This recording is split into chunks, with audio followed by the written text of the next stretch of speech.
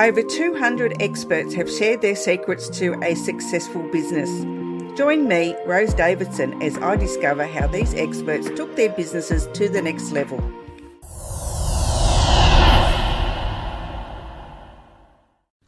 Talking with the experts. Welcome to Talking with the Experts. Talking about all things business by business owners for business owners. Welcome to episode 242 with Rahul Bansode. This is another very good question. So, see, the first fundamental thing, whether it's a small organization or a big organization, it doesn't matter. The leadership needs to understand that fundamentally things have changed in this world, in the digital platform, and we need to adapt. That's the first thing, very first thing, because without that acceptance, you cannot take your next step, right? Fundamentally, if you have to change your business, you have to think that, I need to leave the legacy which I have created for my organization through my customer base or my revenue or my portfolio or my products, have to move to this new digital. I have to accept that. Okay. The second thing is to create their own digital transformation strategy. Every organization is different. Every region of the world is different.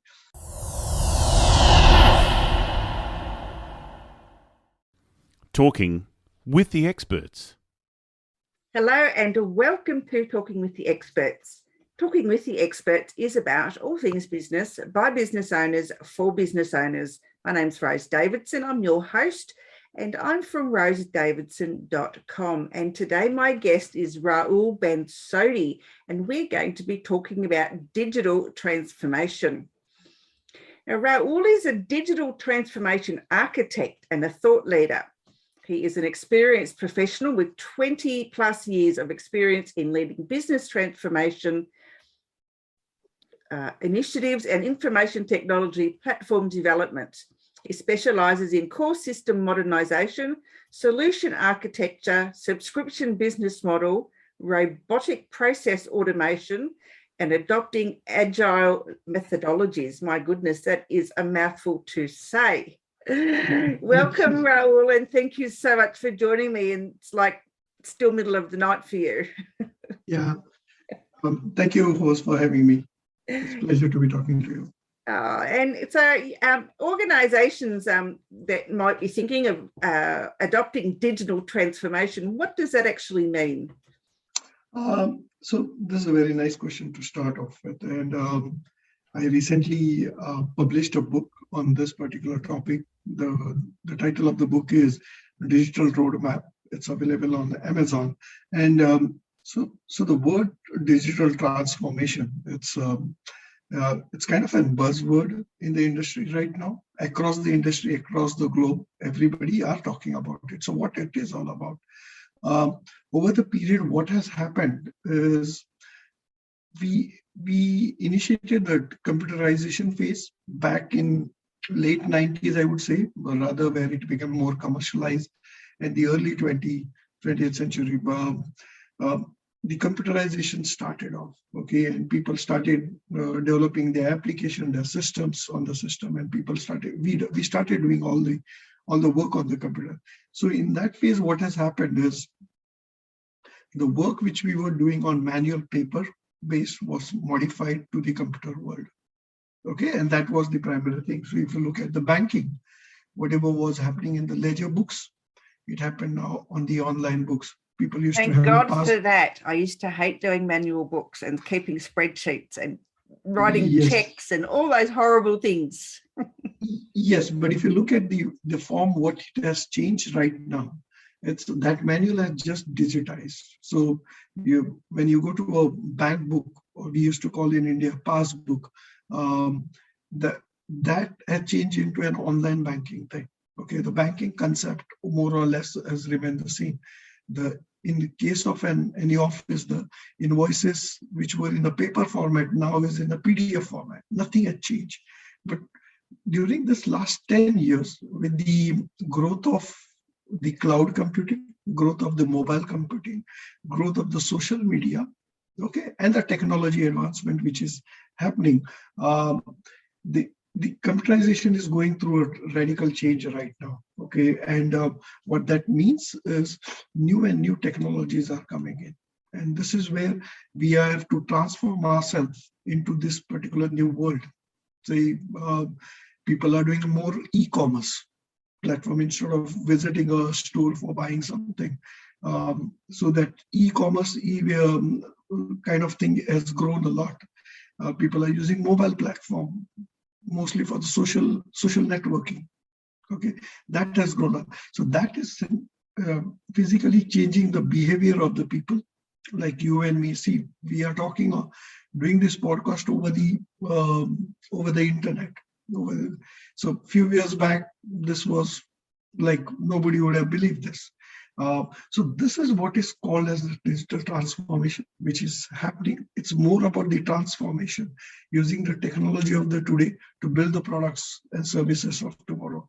And in this phase, if the legacy I call them legacy the old organizations who have been doing the same business for generation, if they don't transform themselves, it's a high chance that they will become obsolete in the environment. People will not buy products and services from them. And that's the most important thing. Like, if the company wants to survive, they will have to transform themselves. So I absolutely agree with that. Absolutely. I mean, COVID has forced us all to go online. Yes. And this, online banking, online shopping, online everything is the new normal. And, moving forward, you're right, bricks and mortar places, unless they have a digital presence somewhere or digital technology within their business, I can't see them, being able to compete because, things will be too slow. And yes, yeah. See, I'll give you a good analogy. Back in Australia also, like, you still have banks, you still have branches, right? Now, let's take an example. What happens if a bank branch is closed for a day? What will happen? Nothing will happen. Nothing. The banks are normally closed, probably like half day on Saturdays or something, and Sundays they are actually closed. You cannot do anything. Okay. Does anything happen? No. But just imagine, even on Sundays, if the online banking is off. God forbid. Just imagine now. So what is important? Your online banking is important now, or your branch banking is important? I think online banking is important, only because I don't leave the house very much, and I prefer to do most things online. It's to me, it's convenient and it's easy. And so this is what the transformation is about. We have slowly moved, into this particular era, without realizing it, that the physical branch which was there is not my preference now, or even if it is closed for 2 days or 3 days, it doesn't matter. But even on Sundays, my online banking has to be. So it's more about that transfer. And what is that online banking? It's a digital platform. So I'm an early adopter. I'm an early adopter. I adopted technology, quite early on, when it was like in the late 80s, until I left my position in the mid 90s, and like the internet was just being introduced into the public service in Australia for people to use the internet so they could talk from one state to another state. And I loved it. I used to teach people how to use it because I just was so fascinated. And as soon as I got my retirement package, I went and bought a computer straight away. And my husband said, "What is that?" So I said, "Well, it's the new way to talk to people." Yeah, but it took me a while to get used to the social things like Facebook or whatever. I had to get my kids to teach me how to use that because I wasn't sort of in my zone of genius at the time, and now I can't live without it. It's like impossible. Yeah, that's how it is. And that is called as the behavior, which has changed.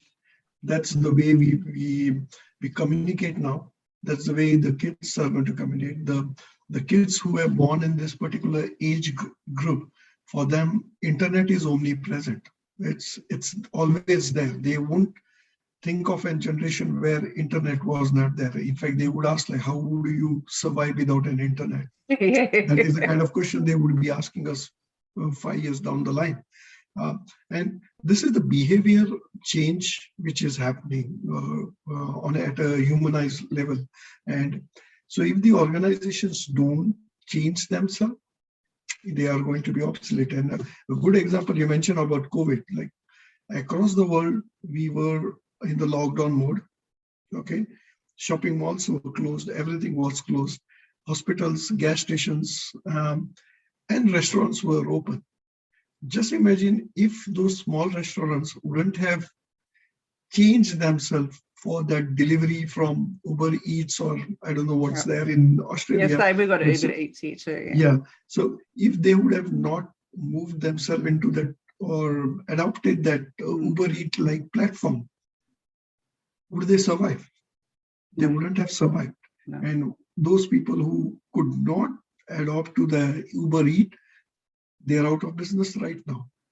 Yeah, right what now, I at started least the podcast for was because of the pandemic, and because a lot of bricks and mortar businesses didn't know how they could diversify and go online and take their products or their services online. So I just thought, well, I could talk to other business owners who actually use the online platforms, and they could tell them how they did it, and then they might get some ideas so that they can stay open. And it worked in some degree, so I'm happy about that. So that the plan was there, but now the podcast is getting into bigger and better things. So yeah, it's really exciting, and I'm loving it. I think it's just a wonderful way to meet new people and to learn about all the new things that are happening in the world that I wouldn't normally know about. Sure. So how can a business, I guess, if they want to diversify their business and take on the technology that is needed to keep themselves open and viable, how can they go about doing that, or how should they go about it? So they can buy my book. I'm just joking.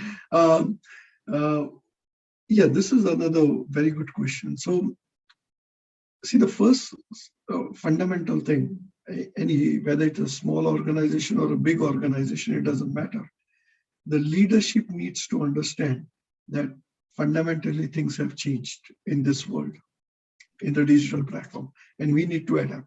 That's the first thing, very first thing, because without that acceptance, you cannot take your next step, right? Fundamentally, if you have to change your business, you have to think that, oh, I need to leave the legacy which I have created for my organization through my customer base or my revenue or my portfolio or my products, have to move to this new digital. I have to accept that.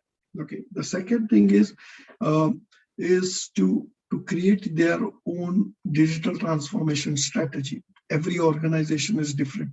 Every region of the world is different. Every people of the world is different. So you cannot have a set framework to build it, but you have to create your own strategy with respect to how to adapt to this. You will make mistakes, perfectly fine. Without mistakes, you will not learn. And then you adapt to this and take a first steps towards going through. There are various ways. The first thing is basically transforming your legacy old applications or softwares, what you're using, and moving towards a better software. Very simple. During the COVID or before COVID, not many people were transforming their Microsoft Office toolkit to Office 365. They were not doing for whatever reason. COVID it was too expensive, they thought. I love my 365. I think it's wonderful. Yeah.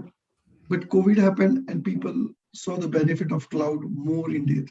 So moving to those software as a service platforms, which is more cheaper and you get latest softwares, is one way of moving it. Okay. Before that, when we talk about digital transformation, normally people think about the word digital in the word synonyms to the technology, which is right. It's more about the transformation. It's more about transforming your process, what your business operational process are. It is more about transforming your people who have been working with you for 10, 15 years, and they have a mindset. Of course, because you're working in the same thing, you need to change that. So that is more important. And that technology is there just for you to adapt and build. So you can go with building your mobile applications if it permits, if it requires, but you can go through that particular channel. You can upgrade your online presence. You could start using your social networking platforms for communicating with your customers or your clients or advertisement instead of the other ways of doing it. As I mentioned, the cloud technology is there. You can start adapting those cloud technologies. If your business permits, you could move towards subscription business model. You can adapt those because that is a lot of people love about it. So you can use that. There is always like, when you are using a digital platform, at the end of the day, the digital platform creates some data, and data talks. Data will give you more insight about how your business is doing, what you're doing right, what you're not doing, and all those analytics. You could start analyzing and use those data in a better way. So these are some of the very high level. I've not gone in deeper. I've tried to be very broad because every business is different. But these are fundamental things which we could use to go into the direction. But the first fundamentalist thing is like accepting that digital transformation is happening. It's going to impact us, and then taking your first step with defining your goals and strategy around it. I think that part of everyone's business strategy moving forward should include digital technology anyway as part of their business plan. Before it used to be, finance and marketing and all those sorts of things. And now I think there needs to be a new section inside the business plan to do with their digital technology that they're going to have to either adopt or improve along the way within their business and keep a track of that, because I don't think businesses just won't survive. They'll just be left behind and they'll be, like dinosaurs eventually. Yes. See, if you, and I always give this example whenever I speak about it. See, the technology, or the business technology at least, was given to us by Microsoft with the various products. Like Apple was on one side, but Microsoft was on the other side. So all this revolution and digital transformation, which we saw in the late 90s and early 20s, was primarily because of Microsoft, because we started using PCs, we started using Office, we started using other platforms. But look what happened to Microsoft in 2010, 2011. They were losing their revenue, they were losing their business, they were losing the product was not to par with the generation, and they were actually losing money. They were actually people were hating Microsoft. If you look at the stories around 2010, 2011, 12, 13. And after that, the new CEO came in. So just imagine one of the largest organizations in this planet who created this digital platform for us was not adapting to the new technology, and they were sinking down.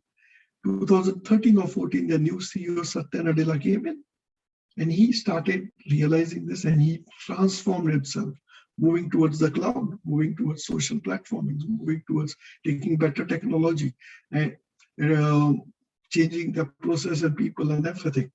And look what has happened. Now in 2021, it is one of the best company who is doing better than its core competitors now. So that organization also had to go through this transformation phase. So you can just imagine, like, it's not that big organization does not have to go through this. They also have to go through this. And Microsoft is the best example of it. Yeah. So you can just relate this to any small shops or a small business. They also will have to adapt.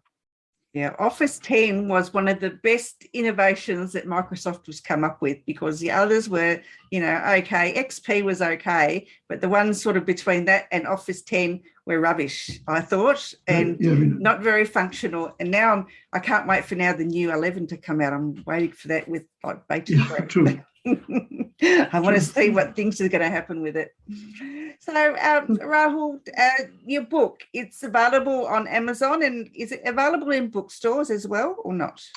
So bookstores, I'm working with the distributors right now. So it will be available in the stores also, at least in the US. I'm doing something in the in India also, because that's my home country.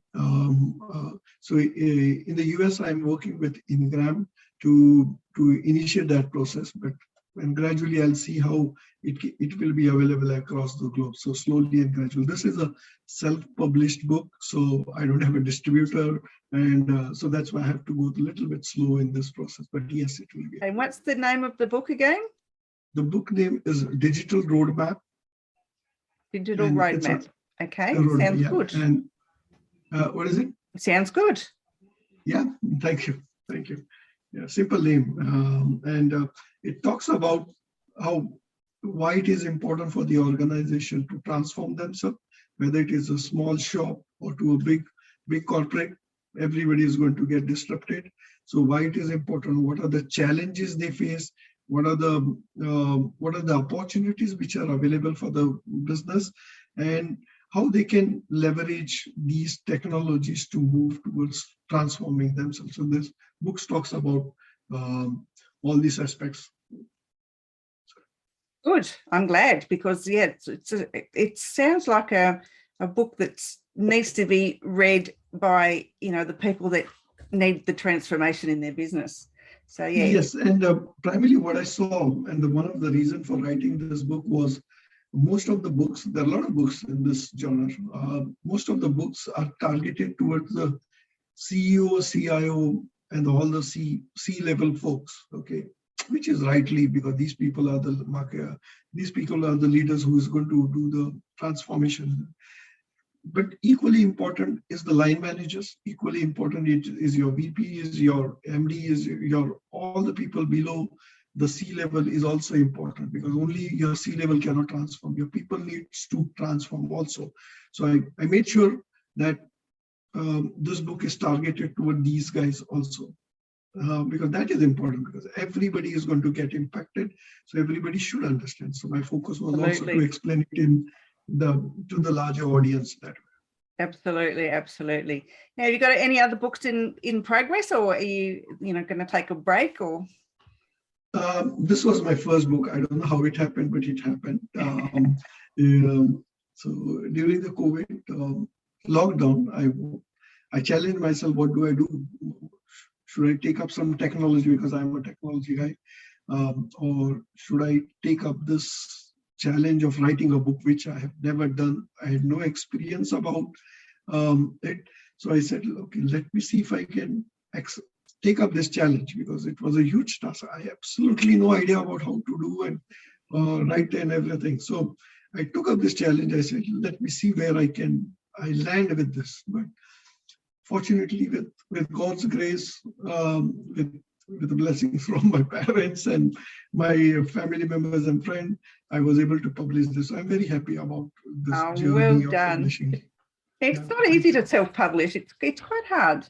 I've tried it, and it wasn't a process that I liked a great deal. So, I think if and when I ever write my book, I will put it through to a publisher and get them to do all the hard work, and I'll just write it. It'll be fine. Yeah. Rahul, do you have any last comments to our listeners today that you might like to, some wisdom or some point or something that you'd like to share? Yes, if I have to share, I'm not a very big guy to share my wisdom or anything of that sort, but what this book has helped me to understand is, like, if you have a passion, take it up and put your whole heart and soul in it and drive it out. It will always, at the end of the day, you might have to work hard to achieve it, but when you achieve it, the feeling is totally different. You get a feeling that, oh, you have achieved that. So that's most important. The other thing which in this same words, what I would say is, like, don't worry about failure.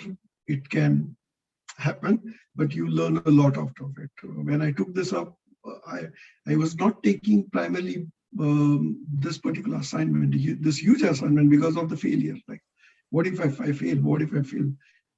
But less did I know that if I don't attempt, then actually I'm failing. Because by attempting this writing the book and failure, still I'm going to get the knowledge, still I'm going to get that experience. So I'm gaining something, right? If I don't attempt it, that is the real failure. So this actually helped me. And it is now helping me in doing whatever I want to do. So whenever I start something or reading an article, sometimes I feel it bored to complete it. I said, okay, let's complete it. Complete it, you'll feel satisfied. Absolutely. And the other thing is like, take a plunge. Don't worry about the failures. You will gain some insight about it. So you will learn from it for sure. So Absolutely. That would be my advice, basically. That's great advice. Absolutely. Rahul, if people want to work with you, where can they find you? Primarily, I'm a lot of active on LinkedIn. So LinkedIn is the platform where you'll always see me publishing some articles or talking or sharing some thoughts around my book or the digital transformation concept. So that's the one platform which I use. I don't use, though I have written about digital roadmap, digital transformation, but I don't use Facebook or any other Instagram or any other thing. Facebook's for old people anyway, they reckon. So yeah, for me it is like nuisance, like childish. So it's better to be just limiting yourself a little bit. Courses for courses, that's what I say. Yeah. All right, Rahul. I'll be actively. You can find me on LinkedIn, where I'm very much active on LinkedIn. You can search me, and definitely you'll find me. Perfect. All right. It's been an absolute pleasure speaking with you. I'll let you go back to bed now. Yeah. Thank you. Thanks for having me. Thanks for your time. Yeah. Thanks a lot. Bye-bye. Bye. Take care. Thanks for joining me on Talking with the Experts. Make sure you subscribe through your favourite podcast app or on YouTube, and check out my Patreon page for more value for you, or you can buy me a coffee. My name's Rose Davidson from rosedavidson.com. I look forward to your company next time when I'm talking with the experts.